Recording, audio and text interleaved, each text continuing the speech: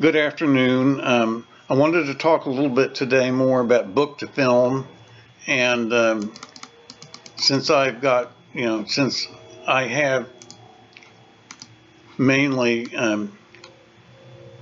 mainly concerned about converting material from my Do Ask, Do Tell books to film, particularly book one, chapters 1, 2, and 4, which gives you the most focused narrative on the issues I was concerned about, which was, of course, the Don't Ask, Don't Tell policy and everything that followed from it back in the 90s until the repeal in 2010. That's the focus. Anyway, the question is, should book authors write their own screenplays? And generally in the industry practices is no, they don't. Generally you're paired with a professional screenwriter and who works with the company, the studio that's making the film, and typically you work closely with them so that the screenwriter understands the subtlety, the fine points of your narrative, but can formulate it into a structure that will keep an audience interested in the actual storytelling. So that's normally what happens. Another question that comes up, I think, is the issue of me as a writer, my willingness to write material where I'm not one of the characters. Well, that would be fiction. In other words, in my own nonfiction, I'm definitely the protagonist, and the story is generated by me, and that's kind of an issue because there aren't a lot of other people that stay with the narrative the entire time to be affected as in a normal story. The question rises, should a writer, to be recognized as a writer, not just a screenwriter, but maybe even a writer of fiction, show that they can write about people other than themselves, even stories where they don't appear at all. Sort of like the issue of Alfred Hitchcock always showing up in one scene in his movies making a cameo. Well, they don't even make a cameo. Are they interested enough in other people who are different from them to make antagonists and protagonists and create rooting interest for them and empathy for them? Particularly, you think of medical dramas, for example, that just comes to mind.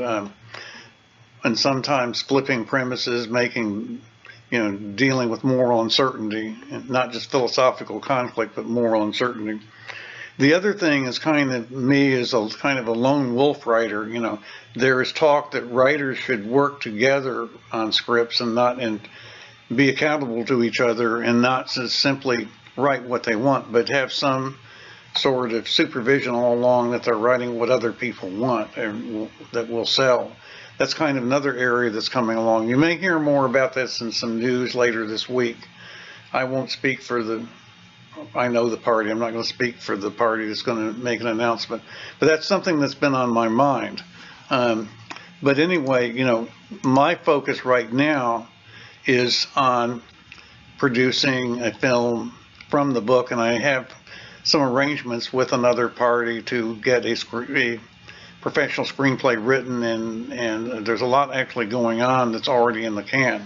So I can't really just join an effort, a team to write about anything. My subject matter is actually very specific right now. But on other areas, for example, nonfiction areas, that I'm interested in journalism, the power grid, Section 230 they've written about, free speech, freedom of reach on the internet, the Section 230 trial that's before the Supreme Court that's coming up soon. Things that I'm very concerned about. Yes, I am trying to find other people now and have been recently been more active in that way to work with. You may recall that back around the early 2000s, there were a couple of Project Greenlight that were sponsored, I think, by Miramax at the time, and where people submitted screenplays, but one of the conditions is you had to review a number of other screenplays that other people submitted, and then that the screenplays that got the best review of all got the money to be made. And there were a couple of iterations of that. I think one of the films was Stolen Summer, and then another one was a horror film later. I entered a screenplay into one of those called Baltimore is Missing, which was a science fiction horror thing where a rogue star or heavenly body approaches the earth and things happen, and the protagonist goes on a journey and winds up being kidnapped by aliens and winds up living inside a model railroad.